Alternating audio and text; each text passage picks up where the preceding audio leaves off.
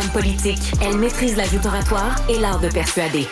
Marie Montpetit. Pour des milliers de femmes à travers le monde, malheureusement, le temps chaud, c'est aussi synonyme de harcèlement, de fiut-fiut dans la rue, de salut belle fille, je te trouve cute. Et c'est entre autres un mot-clic qui nous révèle le problème. On en discute avec Cybèle Olivier, qui est journaliste à la recherche chez Cube Radio. Salut Marie. Salut Cybèle. Ouais, c'est ça. Le mot-clic, en fait, qui est Subway Shirt. Vous l'avez peut-être vu passer dernièrement. Il n'est pas nouveau totalement, mais il est repopularisé dans les dernières semaines, justement à cause du temps chaud, parce que temps chaud est synonyme de tenue un peu plus légère, hein, parce qu'il fait chaud. On a atteint des 35, 40, ouais, on pense atteindre les 50 degrés éventuellement. On en a parlé beaucoup. Mais je connais pas ça, moi, Subway Shirt. Ouais, c'est ça, ça m'a échappé. Qui en français voudrait dire donc chemise ou chandail de métro, si tu veux. En fait, déjà 14 millions de vues, ça fait à peu près 3 mois que ce mot-clic-là circule. Et en fait, je suis pas trop en retard, tu T'es me pas trop en retard. Quand même pas pire en retard. Mais tu sais quoi, c'est tu bien. Tu m'aurais dit 5 ans. Mais c'est presque bien que tu t'en aies pas entendu parler ou que tu n'aies pas été témoin que ça. Peut-être que ça veut dire que c'est un problème que tu vis pas. Ah, c'est parce que c'est des gens que qui partagent, j'imagine, une situation X quand ils mettent le des oui, ben non, conseils. OK. Des conseils. En fait, je vous explique, on voit des filles, c'est particulièrement des femmes là, qui proposent ça. On les voit enfiler un chandail extra large ou une chemise un peu comme je porte ici par-dessus leur tenue d'été. Donc, on les voit complètement transformer leur outfit, en bon français, leur accoutrement pour devenir, pour s'habiller un peu, pas n'importe comment, mais très, le très Subway Shirt, loose. c'est ce que C'est ce que la pour fille ne pas te met. faire Okay, voir okay. dans le métro, Ah, pour ouais. ne pas être regardé, être harcelé, parce que si tu te trouves en petite tenue d'été, eh bien, tu te mets à risque Genre un petit d'être crop top harcelé. ou un... Une robe. Une robe, OK. Une robe où on peut voir les épaules ou peut-être une robe un peu plus courte. Tu sais, le genre de choses où on dit que t'es habillé de façon provocante. Le fameux mot, là, dérangeant.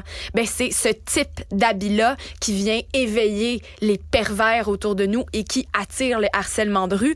Donc, ce mot-clic-là est popularisé et c'est fou de se dire que c'est devenu une façon de s'habiller, non pas juste par peur, mais par habitude, de se faire aborder, de se faire fixer, de se faire des commentaires en plein transport, en plein public. Donc, c'est vraiment une évidence. Là, le phénomène de harcèlement de rue est omniprésent dans les grandes villes du monde. On l'entend surtout, c'est surtout popularisé le Subway Shirt en Europe, à New York aussi. D'ailleurs, c'est de là que vient le mouvement, devient les vidéos. Puis, on se rend compte en visionnant ces vidéos-là que c'est presque un élément culturel pour les femmes new-yorkaises. On les voit donc faire ça comme si c'était une étape de plus à leur habillement. Et même, on voit des vidéos où certaines filles proposent à leur amie, le vidéo met en contexte, par exemple, une amie qui vient visiter à New York, qui n'est pas là d'habitude, et son amie il prête, elle a une deuxième, non. Absolument, elle dit « Oh non, t'es mal équipée », un petit peu par sarcasme, en disant « Non, non, attends, tu ne peux pas être comme ça, t'as oublié ton Subway Shirt ». Tu sais, Mais c'est un vrai problème. Je te donne un exemple, là, mais ma fille a 15 ans, c'est arrivé l'année dernière, elle avait 14, elle était avec des amis. Puis là, je vais changer d'écran pour te le montrer. Puis je vais venir même dans ton micro. Puis le monsieur, il fait... Oh mon Dieu Seigneur. Et si tu restes pas traumatisé de ça toute ta vie, là, il est venu sniffer les... Puis là, c'est un exemple parmi tant d'autres qu'elle m'a raconté. Puis j'étais comme, non, attends, ça vous arrive dans le métro? Elle dit, oui, elle dit, le monsieur, on était debout, on se tenait sur la pôle. Puis là, le gars, il est venu, il a sniffé nos cheveux comme ça par en arrière. Puis c'est juste comme, arc. Mais il y a des gens qui sont vraiment pas bien. Puis là, j'oublie toutes les autres histoires. Là, mais à un moment donné, je me dis, t'es comme 3 heures l'après-midi, t'es en sécurité quand tu reviens de l'école. Mais c'est bouleversant, je trouve, pour une fille de 14 ans, tu sais, de vivre ça. Là. Parce que, justement, si tu m'avais pas parlé de ta fille, je t'en aurais parlé. Je t'aurais dit, toi, probablement que tu vas avoir des réflexions ou t'en as probablement déjà parce que en pensant à cette chronique-là, je me disais, je me suis ramenée quand j'étais un peu plus jeune et que je me suis rappelée où toutes les femmes autour de moi, quand je partais, tu sais, que ce soit mes tantes, que ce soit ma mère, que ce soit ma grand-mère, quand ils me voyaient partir, me mettaient toujours en garde. Fais attention dans le métro. Des remarques, hey, tu devrais pas t'habiller comme ça. Est-ce que tu vas être accompagnée? Fais attention. Et ça me faisait chier de me faire dire ça. Ça me dérangeait. Puis c'était des commentaires que j'ai haïs et que j'haïs encore aujourd'hui. Que quand ma sœur se faisait dire les mêmes commentaires, je venais à sa défense, à la défense de mes amis. Mais aujourd'hui, quand j'ai vieilli et que je commence à penser au fait que peut-être moi, un jour, je vais avoir des enfants, peut-être même plus une fille, ou si j'ai un de mes enfants qui a un caractère quelconque qui pourrait lui permettre d'être ostracisé, mais une fille parce que le corps de la femme, je m'haïs de penser que je vais avoir envie de lui dire de faire attention. Quand je vais la voir sortir, se trouver belle, être en confiance, vouloir s'aimer, sortir comme ça, puis que tout ce que je vais avoir envie de lui crier, c'est de faire attention. Je m'haïs de penser ça. Ouais, mais moi, je sais que c'est ça que je vais vouloir faire. J'essaie de bon, tu sais, être encore jeune. Elle vient juste d'avoir 15 ans. Là, donc, on n'est pas encore dans les sorties le vendredi. En tout cas, dans son cas, là, je sais qu'elle a d'autres copines qui font. Ça dépend. Ouais. Mais tu sais, là, on est plus dans l'aller-retour à l'école, des choses comme ça. Mais tu sais, déjà, elles ont développé. Moi, j'essaie de pas la mettre dans un... Comment je pourrais dire? Tu sais, c'est de mettre des balises, d'être conscient. Mais je pense qu'elles sont déjà très sensibilisées à ça entre elles, puis par les médias sociaux, puis à l'école, que, tu sais, faut être prudent n'importe où, tu sais. Mais après ça, c'est vrai qu'ils ont des réflexes par exemple, tu vois, dans le transport en commun, ce qu'elle me disait, c'est ils sont toujours en gang. Ils se sentent plus fortes comme ça aussi, de toute façon. Certain. Je pense que c'est moins gênant. Mais tu sais, elle me disait aussi, dans un collège privé, donc ils ont des jupes, mais elle a appris... secondaire 1, elle dit on s'assoit pas dans le métro parce que sinon t'as tout le temps un gars qui est en train de regarder de même en dessous, puis c'est super malaisant. T'sais, même si on ont des shorts en dessous de la jupe, là, donc ils se tiennent debout. Non, mais c'est plate parce que elles se sont créées des mécanismes de défense elles-mêmes pour pallier ces situations-là. Mais comme je te dis, elle m'a donné tellement d'exemples, je me disais, c'est d'une... ouais. Mais elles sont fortes à travers ça. Elle n'est pas traumatisée du tout. Là. Elle est juste comme... C'est vraiment des espèces de pervers qu'elle n'est pas traumatisée, là. elle est habituée. C'est ça qui est terrible. C'est qu'on s'habitue presque à ça. Et là, on devient victime d'un entourage, d'un environnement qu'on ne peut pas changer. Donc, on se change, nous, à un point où ça devient qu'on doit changer nos habitudes de vie, changer presque notre culture, comme je le disais tantôt, pour éviter ces choses-là. Puis t'en parles avec une... Je veux pas dire légèreté, mais on en parle comme ça parce qu'on c'est arrivé à elle, mais c'est complètement débile. Je parle de ça avec détachement, mais quand elle m'avait raconté ça, je dis, là, on va s'asseoir, elle était avec sa gang de filles, je dis, là, on va s'asseoir, vous allez me raconter ça, là. Ça s'est passé dans quel contexte, puis vous avez réagi comment, puis... Oui, puis on en a vu... Tu sais, j'en vois plein de témoignages, tu sais, j'en ai récolté quelques-uns, puis, tu sais, il y a une fille, elle me racontait, elle avait 17 ans, elle revenait de la ronde avec son ami, mangeait un drumstick, il y a un monsieur qui se masturbait en les fixant dans le métro. Ça, tu vois, elle m'a dit que ça y est arrivé plein de fois, malheureusement, en 3 ans de secondaire, avec ses copines, de voir des gars dans le métro qui se frottaient sur une pôle de métro, qui se masturbaient dans le métro. C'est ça. Non, il y a toutes sortes de choses, apparemment, dans le métro. C'est énorme. Puis la STM comptabilise à peu près une centaine de rapports d'agression, de rapports d'harcèlement comme ça, parce que, je dis harcèlement, mais on y venir. La définition d'harcèlement, elle est différente de la définition d'une agression à caractère sexuel. Comme par exemple, se faire sentir les cheveux de très près. Je t'ai pas demandé si t'étais consentante quand j'ai senti la mise en scène, on s'en était parlé avant, il n'y a pas de problème. Mais, tu sais, c'est deux choses quand même différentes, mais juste le harcèlement de rue est très grave aussi à la base, tu sais. Et ça pour la définition, là, vraiment, entre guillemets, qu'on peut trouver sur le site Témoins Agissons, je vais vous parler, c'est une campagne, justement, pour savoir qu'est-ce qu'on doit faire si ça nous arrive ou si on est témoin d'une situation comme ça. Mais la définition de harcèlement, c'est tout propos, attitude ou comportement intrusif, insistant et non sollicité perpétré par des inconnus dans des endroits publics. Le nombre d'exemples qu'on a tout le monde en tête présentement, c'est complètement fou. Donc, la STM est au courant de cette problématique-là. Les organismes de Montréal sont au courant et c'est pour ça qu'en juin dernier, ils ont lancé donc une campagne Témoins Agissons.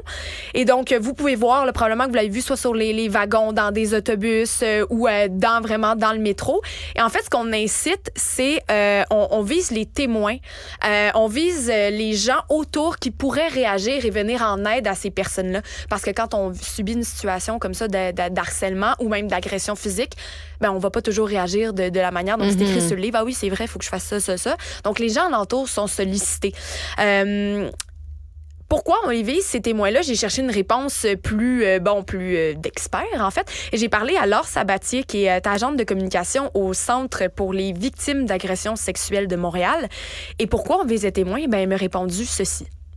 c'est important de solliciter l'action des gens qui sont autour parce que les gens le voient, mais souvent se sentent démunis. Donc, il est temps d'outiller les personnes qui sont autour et leur donner des mesures sécuritaires. Parce que parfois, une personne qui est à côté, qui est témoin de cette situation, ne sait pas quoi faire parce qu'elle a peur pour elle-même. Et le fait d'outiller aussi les personnes qui sont autour, ça donne les moyens en tant que société de se soulever contre le harcèlement de rue. Et donc, cette campagne-là dont je vous parlais propose 5 gestes précis si jamais on est témoin donc d'une agression. Premièrement, essayer de créer je dis agression, je me mélange entre les deux thèmes, là. Harcèlement pour ce qui est de notre cas précis aujourd'hui. Donc, de créer une distraction, de demander l'aide à une autre personne, de venir pointer quelqu'un, toi, viens m'aider. C'est souvent quelque chose qu'on fait dans les situations d'urgence. Par exemple, qu'on nous apprend, c'est une situation de noyade. Toi, va appeler le 911. Voilà, on désigne quelqu'un, tu es mon soutien. Et là, ça met la personne donc en action. Interpeller un employé, un responsable de la sécurité qui est près de nous, évidemment. C'est ce qu'on penserait faire en premier. Documenter la situation aussi, sans nécessairement filmer ou prendre une photo si le moment n'est pas opportun, mais d'après ça, de peut-être le prendre en note, de décrire la personne, d'essayer de se rappeler pour ensuite pouvoir aller voir les autorités. Moi, tout de suite, je me dis, on sort notre téléphone, on filme, on prend une photo. Mais justement... Je pensais que tu allais me dire ça, exactement. J'ai tout de suite posé la question à Mme Sabatier. J'ai dit, pourquoi pas prendre la vidéo? Tout le monde fait ça. Elle m'a dit, je peux pas dire à quelqu'un de faire ça dans l'immédiat parce qu'on doit toujours se demander qu'est-ce qui est le plus sécuritaire pour nous en premier. Et de sortir son vidéo et de le mettre devant une personne qui est en train de commettre un geste comme celui-là, d'harceler, d'agresser, eh bien, ça peut lui faire une réaction démesurée, voire dangereuse. Donc, c'est pas toujours approprié. C'est certain qu'il faut réfléchir avant, mais si vous pouvez le faire, si vous pouvez le faire de loin ou en cachette ou d'une façon sécuritaire pour vous, absolument, faites-le. Vous allez pouvoir aider à identifier quelqu'un. Et bien sûr, après, offrir le soutien à la personne que vous avez vu vivre cette problématique-là. Elle me rappelait aussi une chose importante, c'est que on pense souvent qu'on va se défendre quand ça nous arrive, mais souvent, on va plutôt figer ou on va être en état. Salut Karine, je te reviens. Qui nous empêche souvent d'agir. Donc, si quelqu'un vient se confier à vous, si une amie vient vous raconter ce qui vous est arrivé, un ou une amie, bien sûr, ne pas être dans le jugement. Parce que je reviens à ce que je disais plus tôt, quand on ne veut pas donner à notre enfant un code vestimentaire parce qu'on a peur des agresseurs, on veut le ou la laisser faire ce qu'elle veut, on va aussi peut-être avoir le réflexe de se dire « Ouais, mais qu'est-ce que tu portais? » La maudite question qui revient sans arrêt. Faut pas poser ces questions-là. On le sait, on le répète, mais mon Dieu que c'est dur de s'enlever ça de la tête parce qu'on essaie toujours de trouver un pourquoi du comment. Je veux pas dire, moi, la première, mais je le sais que ça va me traverser l'esprit, que je vais réfléchir 2 secondes et qu'après, je vais vouloir être à l'écoute. Mais soyez à l'écoute des gens qui viennent se confier à vous. Et en fait, je veux rappeler aussi ce qu'elle m'a dit, c'est que moi, je parlais beaucoup des filles, j'ai parlé beaucoup des femmes parce que je suis une femme, c'est les femmes autour de moi qui m'ont raconté ça en très grande majorité, mais tout le monde peut vivre du harcèlement de rue. Écoutez encore à nouveau Laure Sabatier. Puis, on parle beaucoup de femmes. Oui, beaucoup de personnes qui sont victimes du harcèlement de rue sont des jeunes femmes, des femmes mineures, mais il y a aussi des hommes, il y a des personnes non-binaires, il y a des personnes qui se font harceler parce qu'elles appartiennent à un groupe minoritaire. Donc, c'est vraiment important de pas seulement parler des femmes, mais vraiment de toutes personnes qui sont victimes de harcèlement de rue. Donc, surtout, n'hésitez pas à agir, comme on le dit, témoins, agissons. Tout le monde peut vivre du harcèlement de rue.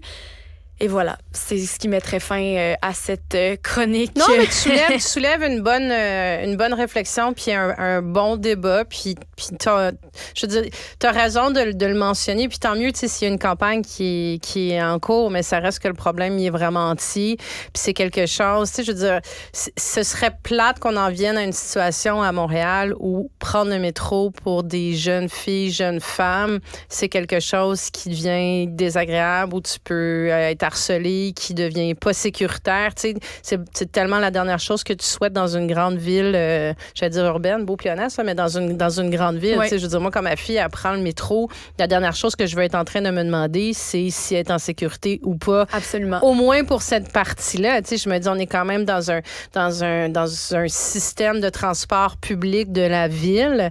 Je me dis, il faut qu'il y ait un petit bout de je sais que c'est pas évident, là, mais ils ont quand même fait d'autres choses aussi. Tu sais, j'en avais pas parlé, mais là, tu m'amènes là-dessus. La STM a élargi son programme entre 2 arrêts qui avaient été mis en place à l'automne dernier. Donc, une femme entre telle heure et telle heure ou une femme avec des enfants ou une personne à risque pourrait demander. Salut Karine! Salut! Ça va bien? Oui, toi? Yeah! Je te reviens dans 2 secondes. C'est à ce moment-là où j'aurais pas pensé à comment je suis habillée ou mes amis sont habillés. Il faut que tu mettes ta grande chemise extra Quand il fait 45 L pour degrés. cacher ton corps. Voilà. Cybèle Olivier, journaliste à la recherche à Cube, merci beaucoup pour cette belle chronique.